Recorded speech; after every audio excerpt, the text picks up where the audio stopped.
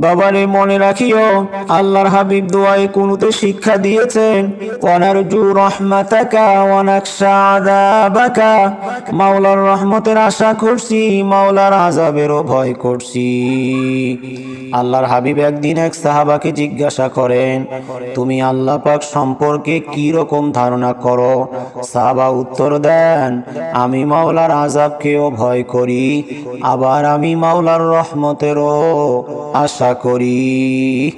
আল্লাহর হাবিব ফরমান, যে ব্যক্তি মাওলার আযাবকে ভয় করবে তাকে মাওলা আযাব দিবেন না, আর যে ব্যক্তি মাওলার রহমতের আশা করে তাকেও মাওলা তার রহমত থেকে নিরাশ করবেন না। বাবারে, তবে দুইটাই সমান সমান রাখতে হবে। আল ঈমানু বাইনাল খাউফি ওয়ার রাজা, আশা এবং ভয়ের মাঝখানে হইল ঈমান। এটা কিভাবে হইল? হযরতে ওমর ফারুক রাদিয়াল্লাহু তাআলা আনহু বলেন, কিয়ামতের দিন যদি এই ঘোষণা হইয়া যায় যে সব মানুষ বেহেশতে যাবে, শুধুমাত্র একটা মানুষকে জাহান্নামে দেওয়া হইবে, আমার ভয় হয় যে ওই জাহান্নামী একটা লোক আমি ওমরও হইতে পারি।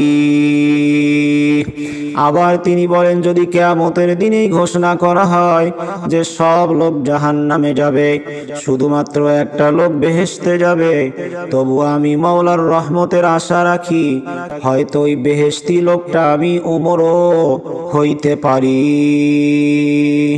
আল ঈমানু বাইনাল খাউফি ওয়ার রাজা, আশা এবং ভয়ের মাঝখানে হইল ঈমান।